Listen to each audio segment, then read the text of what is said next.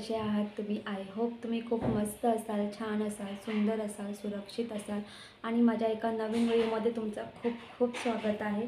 बाकी ज्ञानेश आता जस्ट उठलेला आहे आणि आता वाजलेत 8:45. बाकी पप्पांचा नाश्ता झालेला आहे. पप्पांनी सिंपल असं दूध बिस्किट खाल्लेलं आहे आणि मी नॉर्मल आपलं ब्लॅक टी पिलेलं आहे. तर ह्या सगळ्या गोष्टी आहेत. तर मी काल रात्री इडलीचं पीठ भिजत टाकलं होतं. तर ज्ञानेशला आज इडली खायची आहे. तर पप्पा शक्यतो आत्ताच निघणार होतं, तर मी पप्पांना थांबवलं. पप्पा जरा थांबा, आता तुम्ही आलात तर इडली म्हणजे इडली सांबार खाऊन जा, इडली चटणी आणि सांबार. तर मी तेच बोलली पप्पांना की तुम्ही ज्ञानेशबरोबर नाश्ता करा आणि मग जा. तर मी आता पटापट इडली सांबार आणि चटणी पटापट करायला सुरुवात करते. कारण कसं आहे ना, म्हणजे पप्पा नाश्ता करून गेले ना, म्हणजे खूप छान वाटेल वगैरे असं आहे. तर आणि ज्ञानेशलाही आवडेल, तो त्याच्या आजोबांबरोबर नाश्ता करतो, हे त्यालाही आवडेल. सो ह्या सगळ्या गोष्टी आहेत. तर मी आता पटापट सुरुवात करते इडली चटणी आणि सांबार करायला. तर मी आता मगाशीच व्हिडिओ क्लिप काढली, म्हणजे व्हिडिओची सुरुवात केली, स्टार्ट केली. ज्ञानेश आहे ना वॉशरूममध्ये गेला होता. तो तिथून धावत धावत आला आणि मला बोलतो की मम्मी तू मला व्हिडिओमध्ये घेतलंच नाही, तू व्हिडिओ स्टार्ट केलास, मी नव्हतो तुझ्या व्हिडिओमध्ये, तू असं का केलंस? पारोशी आंघोळ नाही केली आणि ना थांब. आणि आता जस्ट हा उठलाय वगैरे. थांब जरा, आता आलायस ना, आता का कुठे जायचं तुला? अच्छा, इथं बसायचं तुला.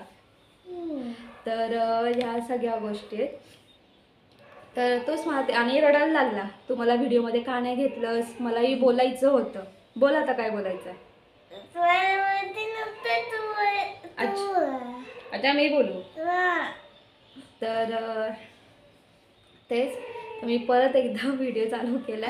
तर काहीच मी तुम्हाला एकच सांगेल की ना, जेवणामध्ये ना कधी गोड, कधी आंबट, कधी तिखट असं ना म्हणजे वागावं लागतं. कारण नुसतं गोड वागून चालत नाही. नुसतं गोड जर वागलं तर डायबिटीस होईल. आणि जास्त तिखटही वागून नाही चालणार. जर आपण जास्त तिखट वागलो, तुम्हालाही माहिती आहे, आपण जेव्हा जास्त तिखट खातो तेव्हा इथे आपल्याला जळजळ होते असे. आणि जास्त कडूही खाऊन अजिबात चालणार नाही, कारण आपल्याला ते कडू आपल्या शरीरासाठी खूप हानिकारक आहे. त्यामुळे गोड, आंबट, तिखट, कडू असं हे सगळं जीवनामध्ये सगळे समान असले पाहिजेत. म्हणजे कसं जीवन व्यवस्थित आपल्याला जगता आलं पाहिजे. जसं मुलांच्या बाबतीत पण आहे. मुलांना थोडं धाक दाखवला पाहिजे, त्यांना थोडा स्ट्रिक्टनेसपणा दाखवला पाहिजे, त्यांना थोडं मारलं पण पाहिजे. जर त्यांच्याशी जर आपण गोड गोड बोलत गेलो तर एकदा आपल्याला डायबिटीस होऊन जातो असं आहे. जास्त तिखटही वागून चालणार नाही. तर मुलांच्या बाबतीत पण सेम तसंच आहे. त्यांना थोडं धाक दाखवलं पाहिजे, त्यांना थोडं मारलं पण पाहिजे असं आहे. कारण तरच त्यांच्यावरती उत्तम संस्कार होतील वगैरे. सो ह्या सगळ्या गोष्टी आहेत. आणि मुलांवरती थोडं प्रेम पण केलं पाहिजे. आता मी जेव्हा ज्ञानेशवरती प्रेम करते ना, तर मी तुम्हाला सांगते, मी ज्ञानेशला ना नावं ठेवलेत. आता साहजिकच आहे, त्याला ज्ञानेश या नावाने शाळेमध्ये ओळखतात, बाहेरसुद्धा आणि क्लासमध्ये सुद्धा. तर क्लासमध्ये सुद्धा ओळखतात त्याला. तर मी त्याला आहे ना खूप म्हणजे असं नाही, पण तो मला एकदा मध्यंतरी बोलला होता की मम्मी मला एवढी सगळी नावं नको ठेवूस, मला का असं बोलतेस? तर मी त्याला घरातल्या घरात नॉर्मली बोलते, बाकी बाहेर अजिबात बोलत नाही. तर मी तुम्हाला सांगू मी त्याला काय काय बोलते. सकाळी सकाळी आमचे हे महाशय अजिबात उठत नाही, त्याला उठवावं लागतं. बाबा उठ रे, बाबा उठ रे. मग ज्ञानेश जर बोला अरे बाबा ज्ञानेश उठ, तर तो अजिबात नाही उठणार. तर मी त्याला बोलते बाय मांजी, तर ही माझी बाय मांजी आहे. त्यानंतर माझा बाबलू आहे ना, नंतर कोण आहे? हिरो. हां, हिरो बोलते, कधी कधी बोलते हिरो इकडे यासवर बोलते. त्यानंतर स्वीट बेबी बोलते, हा ना. त्यानंतर मी त्याला बावल्या पण बोलते, कारण इकडे बघ, कारण हा बावल्यासारखाच दिसतो, माझा बावलाच आहे हा ना. तर मी त्याला बावल्या बोलते, बायमांजी बोलते. त्यानंतर स्वीट बेबी. तू मामाचा कोण आहेस?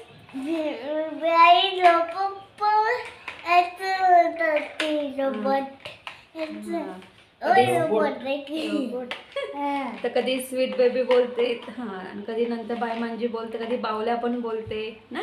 हां बाय मांजी बोलते कधी कधी. मग ही सगळी नावं घेऊन मग त्याला उठवावं लागतं, तेव्हा तो आमचे हे मासे उठतात. हा ना शाळेत बरोबर ना, टाइम नाही केला ना, नव्हता करणार आहे ही उठत नाही लवकर ना.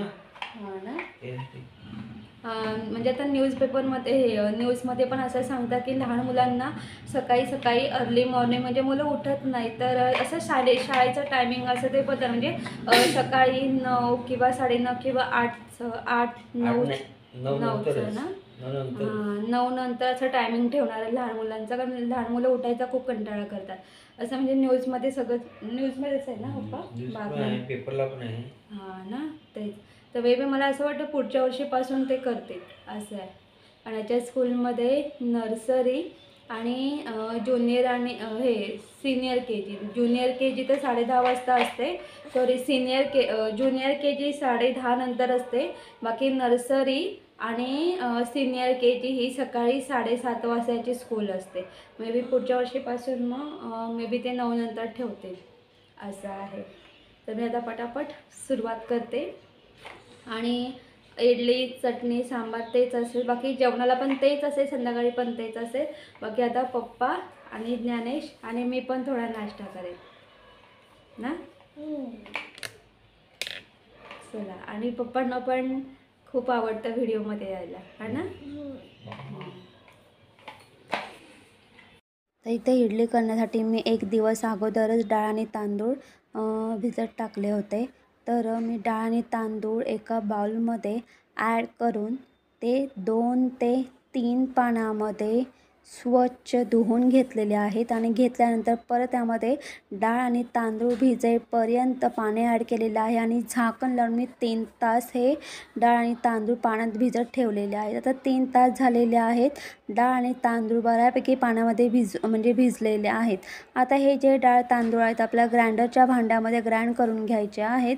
तर मी ते स्पूनच्या साहाय्याने हे डाळ आणि तांदूळ ट्रान्सफर केलेले आहेत ग्राइंडरच्या भांड्यामध्ये. त्यानंतर मी आता छान मस्त याची पेस्ट तयार करून घेते. तर इथे तुम्ही बघू शकता, इथे मी छान अशा पद्धतीने याचं बॅटर तयार करून घेतलेलं आहे. आणि तुम्ही बघू शकता हे जे बॅटर आहे खूप असं मी बारीक असं ग्राइंड केलेलं आहे.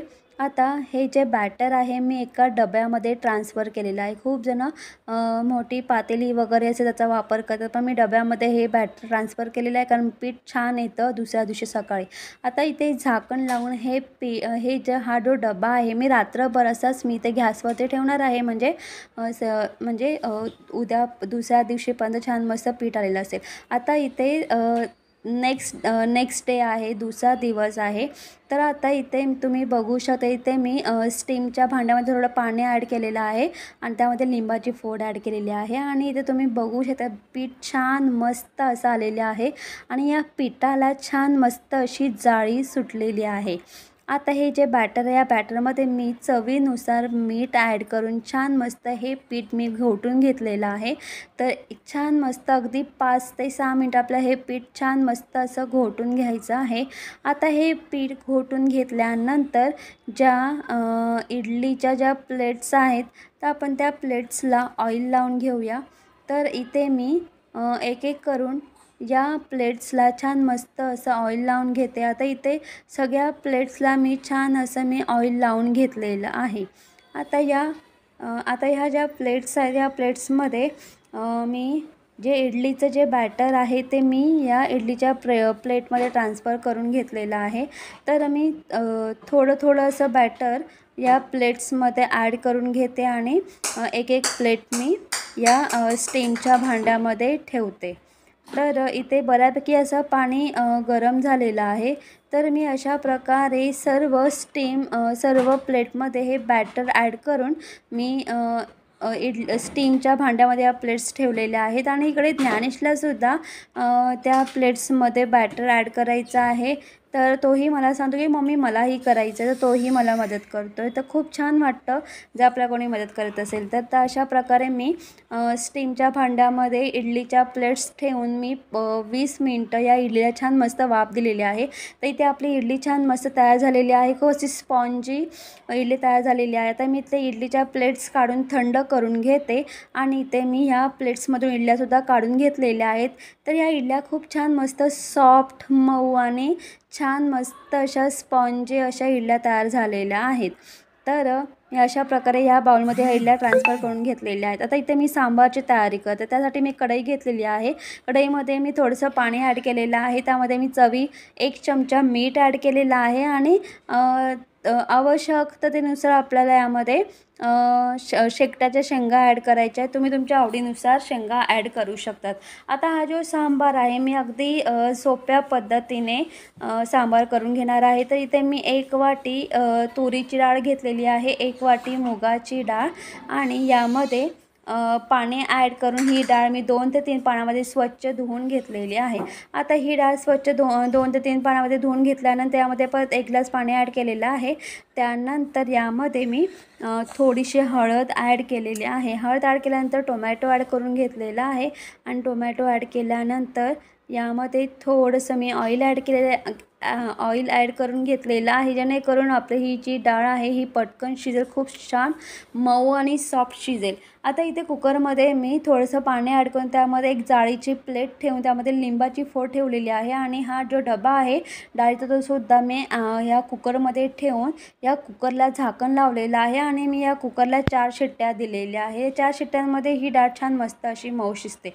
आता इथे ह्या ज्या शेंगा आहेत तर ह्या शेंगा मी मिठाच्या पाण्यामध्ये छान मस्त बॉईल करत ठेवल्या होत्या. 20 ते 25 मिनटं या शेंगा छान मस्त पाण्यात बॉईल करून घ्यायच्या आहेत. आता इथे इथे ह्या जी डाळ आहे तर ही डाळसुद्धा मी छान मस्त व्यवस्थित घोटून घेतलेली आहे. आता इथे सांबार करण्यासाठी मी कढीपत्ता घेतलेला आहे, बारीक कांदा चिरून घेतलेला आहे, स्क्वेअर साईजमध्ये कांदा चिरून घेतलेला आहे. तर इथे तुम्ही बघू शकता मसाल्यांमध्ये मी लाल तिखट, सांबार मसाला, हळद, गरम मसाला हे मसाले घेतलेले आहेत.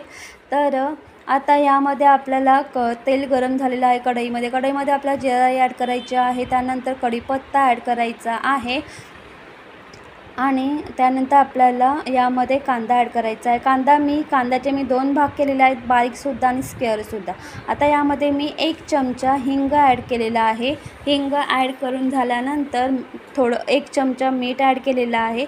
त्यानंतर छान व्यवस्थित आपलं हे फ्राय करून घ्यायचं आहे. फ्राय करून झाल्यानंतर यामध्ये आपल्याला मसाले ॲड करायचे आहेत. मसाल्यांमध्ये मी हळद, लाल तिखट, गरम मसाला, सांबार मसाला हे मसाले मी ॲड केलेले आहेत. त्यानंतर व्यवस्थित फ्राय करून झाल्यानंतर यामध्ये आपल्याला थोडंसं पाणी ॲड करायचं आहे.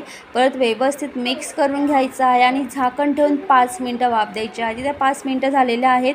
आपला जो मसाला आहे छान मस्त शिजलेला आहे, छान व्यवस्थित असाला तरी आलेली आहे किंवा ऑइल सुटलेलं आहे.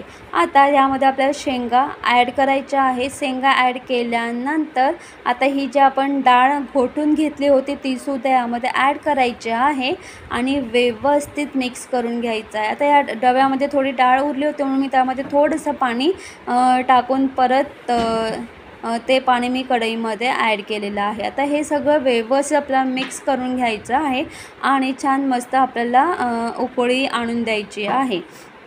आणि तुम्ही यामध्ये तुम्हाला जसं आवश्यकता असेल त्यानुसार तुम्ही यामध्ये पाणी ॲड करू शकता. कोणाला सांबार जाड आवडतो, कोणाला खूपच घट्ट आवडतो, कोणाला खूप पातळ असं आवडतं. तर इथे छान मस्त सांबारला उकळी आलेली आहे. तर इथे आपला सांबार छान मस्त तयार झालेला आहे, अगदी झटपट आणि सोप्या अशा पद्धतीने. आता इथे मी चटणीची तयारी करायला घेतलेली आहे. तर इथे तुम्ही बघू शकता इथे मी शेंगदाणे, चणे आणि कांदा, कढीपत्ता, लसूण आणि मिरची घेतलेला आहे. आता इथे मी शेंगदाणे छान मस्त भाजून घेतलेले आहेत. आता हे शेंगदाणे मी एका ग्राइंडरच्या भांड्यात ट्रान्सफर केलेले आहेत. आता यामध्ये आपल्याला चणे ॲड करून घ्यायचे आहे. चणे ॲड करून झाल्यानंतर आपल्या यामध्ये आधी कांदा ॲड करून घ्यायचा आहे. त्यानंतर लसूण, मिरची आणि कढीपत्ता ॲड करायचा आहे. कढीपत्त्याने छान मस्त स्वादसुद्धा येतो आणि थोडा हिरवा कलर याला येतो. चटणीला आणि चवीनुसार मीठ ॲड करायचं आहे, थोडंसं पाणी ॲड करायचं आहे आणि आपल्याला झाकण लावून छान मस्त ही चटणी ग्राइंड करून घ्यायची आहे. तर इथे मी चटणी ग्राइंड करून घेतलेली आहे. एका बाउलमध्ये मी ही चटणी ट्रान्सफर करून घेतलेली आहे. आता ही चटणी ट्रान्सफर करून घेतल्यानंतर आपल्याला चटणीला छान मस्त तडका द्यायचा आहे. तडक्यासाठी इथे मी जिरा राई घेतलेली आहे आणि कढीपत्ता. तर मी इथे तडका बाउलमध्ये इथे ऑइल ॲड केलेलं आहे. ऑइल गरम झाल्यानंतर यामध्ये जिरा राई ॲड करायचे आहे. त्यानंतर कढीपत्ता ॲड करायचा आहे आणि कढीपत्ता ॲड केल्यानंतर आपल्याला ही जी फोडणी आहे ही फोडणी आपल्या चटणीवरती ॲड करायची आहे. पण अशी चटणी खूप सुंदर छान लागते इडलीबरोबर. ती खायलाही छान वाटेल, ती बघायलाही खूपच सुंदर छान वाटते. तर इथे अशा प्रकारे चटणीसुद्धा तयार झालेली आहे. तर इथे तुम्ही बघू शकतात की इथे आपली सांबार, चटणी आणि इडली तयार झालेली आहे. तर इथे गरम गरम असं सांबार छान वाटतं आणि मी अगदी घरगुती आणि सोप्या पद्धतीने असं सांबार करून घेतलेलं आहे, जेणेकरून झटपट करता म्हणजे झटपट असं करता येईल. आता इथे जे बाकीचं पीठ उरलं होतं त्या पिठाचीसुद्धा मी इथे स्टीम इडली करून घेतलेली आहे.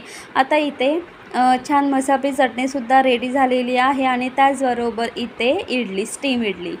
आता इथे एकीकडे आम्हाला सगळ्यांना खूप भूक लागली होती म्हणून मी तिघांची ही ताटं वाढलेली आहेत आणि खूप बरं वाटतं आणि खूप दिवसानंतर आम्ही तिघंही एकत्र नाश्ता करायला बसलो. हे खूप बरं वाटतं, खूप छान. तर आता आम्ही नाश्ता करायला बसलो आहे. तर इथे मी चटणी, सांबार आणि सांबार, इडली, चटणी आणून ठेवलेली आहे. इथे ज्ञानेश बसला आहे. पारोशीचा आहे, फक्त दात घातले, तोंड हातपाय धुतलेत, बाकी नाश्ता केल्यानंतर तो आंघोळ करेल. कशी आली इडली? छान आहे ना. आणि बाकी टी व्हीला चिंटू मूवी लावलं आहे, जो की ज्ञानेशला खूप आवडतो, हा ना. तर आता आम्हीसुद्धा पटापट खाऊन घेतो. आणि हे जे खाचे आहेत ना, या खाच्यामध्ये ना ह्या प्लेट्स नाही म्हणजे या ज्या छोट्या वाट्या ह्या बसत नाही, म्हणून मी यामध्ये चटणी ट्रान्सफर केले. थोडी यामध्ये सांबार सांडलेला आहे. तर मी आता पटापट आम्ही नाश्ता करून घेतो. तर मी आता इथे कॉफी केलं. ही पप्पांची कॉफी, ही माझी कॉफी आहे. कारण आता जे दूध उरलं होतं, मी तर दुधाला चहा अजिबात पीत नाही. बाकी म्हणून विचार केला की उरलेल्या दुधाची कॉफी करावी. तर आता मी पटकन कॉफी करते. तर कॉफी केलेली आहे मी. आता मी हा कप पप्पांना देते आणि इकडे पप्पांची पण तयारी झालेली आहे. हे घ्या पप्पा कॉफी. बाकी या पप्पांच्या पिशव्या आहेत. बाकी मी सुद्धा पप्पांची पिशवी भरलेली आहे. हां, सगळ्या शेंगा भरल्यात पप्पा. तर यामध्ये मी आईला तिळगुळाचे लाडू दिले टिफिनमध्ये आणि तुम्ही इकडे बघू शकतात यामध्ये आहेत शेंगा. तर ज्या शेंगा होत्या मी शेंगा अशा कट केलेल्या आहेत, कारण पिशवीमध्ये असे उभ्या अजिबात म्हणजे मावणार नाही असं. आणि पप्पांनी माझ्यासाठी जे फळं, ज्या भाज्या आणल्या होत्या, काढते, ज्या माझ्यासाठी जे फळं भाज्या वगैरे आणल्या तर सेम तिकडे सुद्धा पप्पा बदलापूरला जाताना सुद्धा घेऊन जातात. माझ्यासाठी थोडं आणि तिकडे पप्पांसाठी म्हणजे बदलापूरला. तर इथे मी ह्याच्यामध्ये तिळगुळ दिलेत. तर इथे या पप्पाच्या 2 पिशव्या मी अशा पॅक करून ठेवल्यात. त्यानंतर ज्ञानेशची आंघोळ झालेली आहे. इकडे बघ काय करतोस.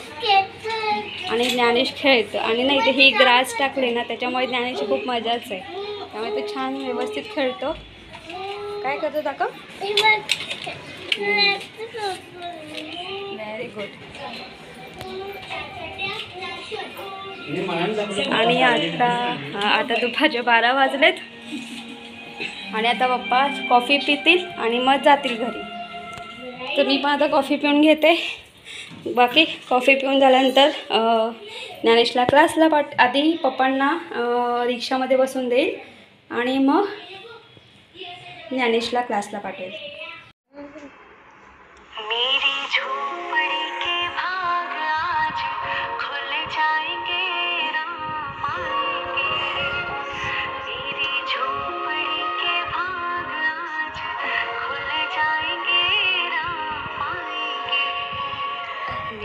झोपड़ी के भाग आज खुल जाएंगे, राम आएंगे. मेरी झोपड़ी के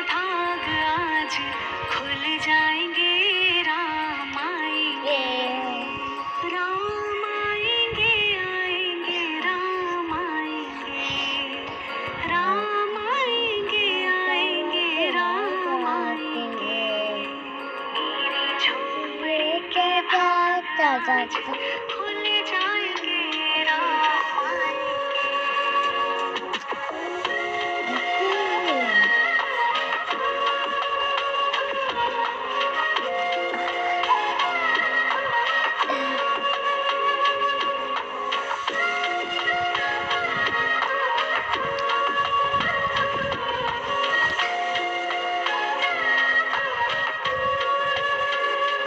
राम आएंगे तो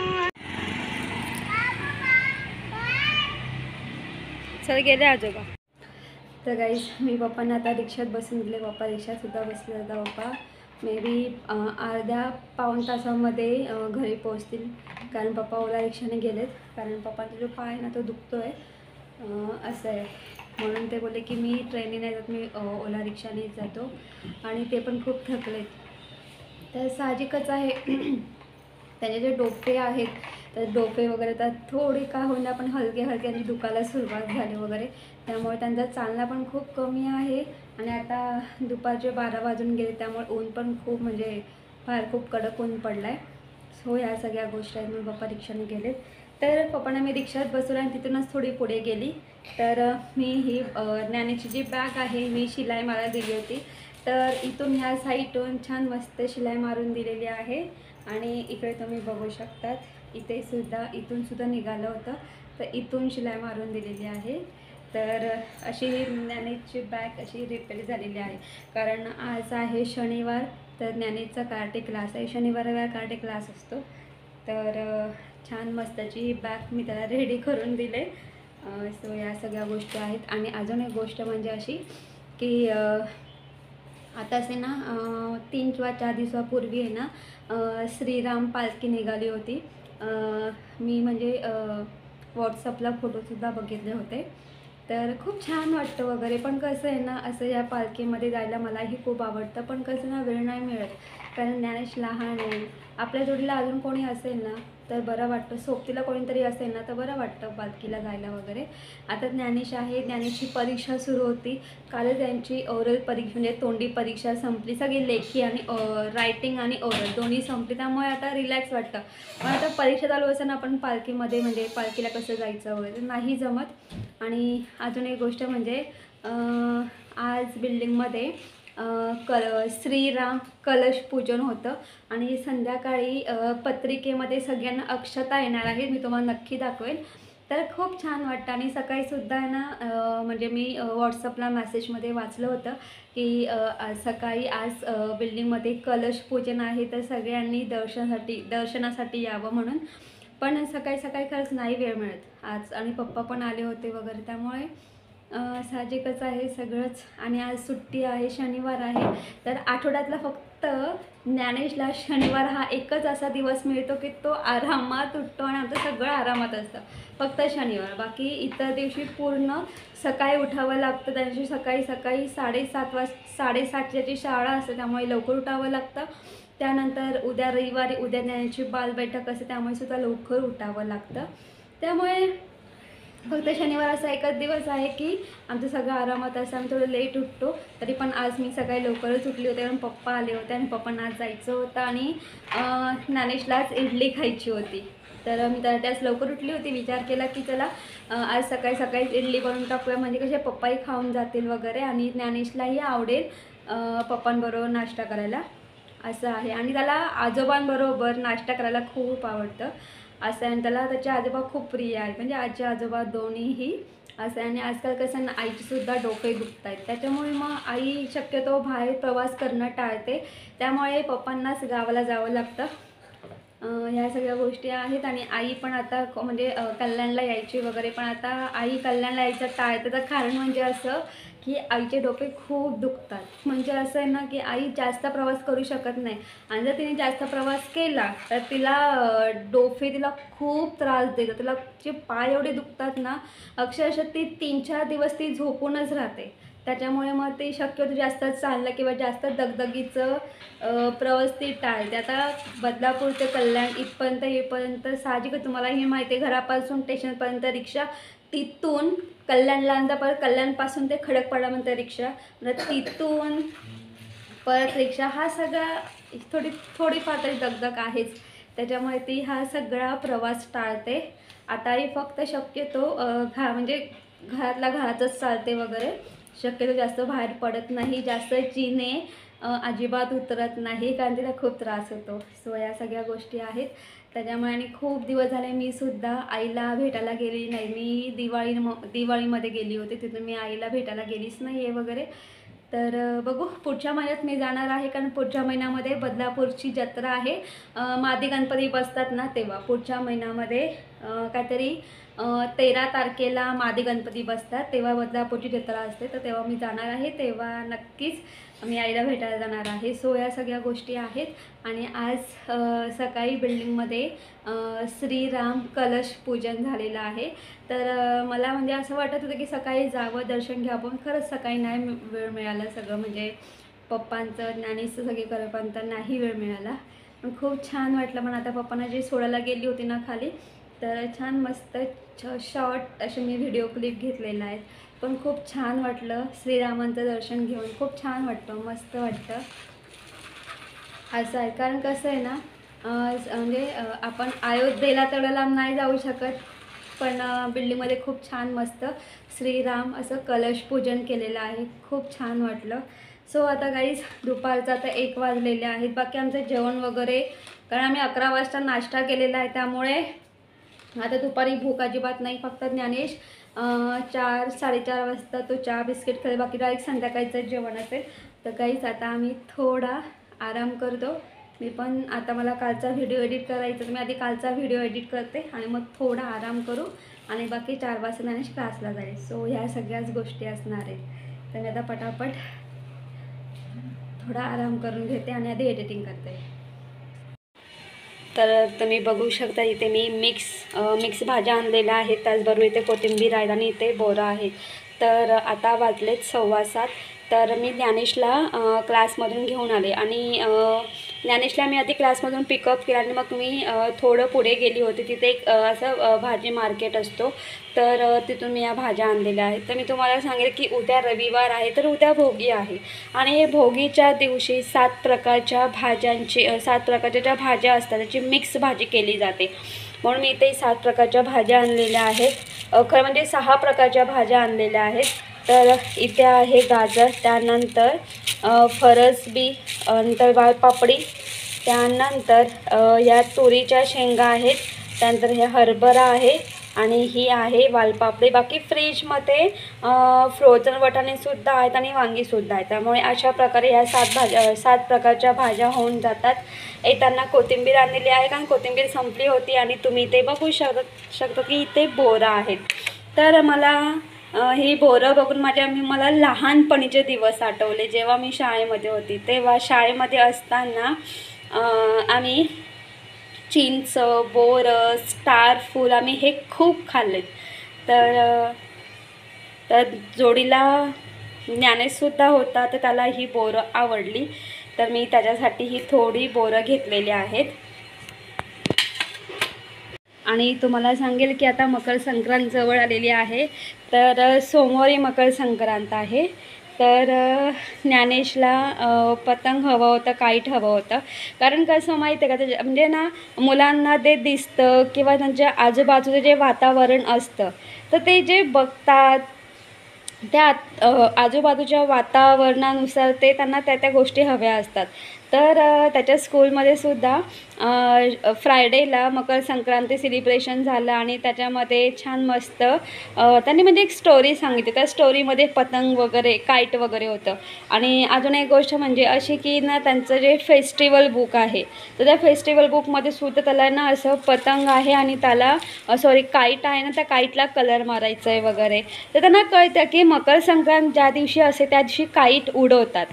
तर त्याला दुकानामध्ये काईट दिसलं तर तो मला बोलला, मम्मी मला काईट घे. तर मी त्याच्यासाठी हे काईट घेतलेलं आहे आणि तिथे खूप वेगवेगळे प्रकारचे काईट होते. तर त्याला मोटू पतलूचं ही काईट्स आवडली आणि हे बघा याच्यापेक्षा मोठेसुद्धा होते, पण मी त्याला हा छोटाच घेतलेला आहे आणि त्याला हाच कलर आवडला. तर हे त्याला अशा प्रकारचे मी काईट घेतले. त्यानंतर तुम्ही ते बघू शकता, जसं मी तुम्हाला सांगितलं की आज बिल्डिंगमध्ये श्रीराम कलश पूजन म्हणजे कलश पूजन झालं. तर सेम मी तुम्हाला असं सांगितलं होतं की आज संध्याकाळी घरामध्ये छान मस्त अशा अक्षता सगळ्यांना देणार आहेत. तर या आहेत अक्षता. तर ह्या मी मंदिरामध्ये ठेवल्या. तर मी अजून दिवाबत्ती केली नाही, तर मी आता दिवाबत्ती करेल आणि या ज्या अक्षता आहेत मी या मंदिरात ठेवेल. त्यानंतर तुम्ही इथे बघू शकतात की श्रीराम जन्मभूमी निर्माणाधीन मंदिर अयोध्या. तर छान आहे. आणि हे बघा इथे पूर्ण त्यांनी असं श्रीराम मंदिराची पूर्ण त्यांनी अशी माहिती दिलेली आहे. हे बघा. तर खूप छान वाटतं असं.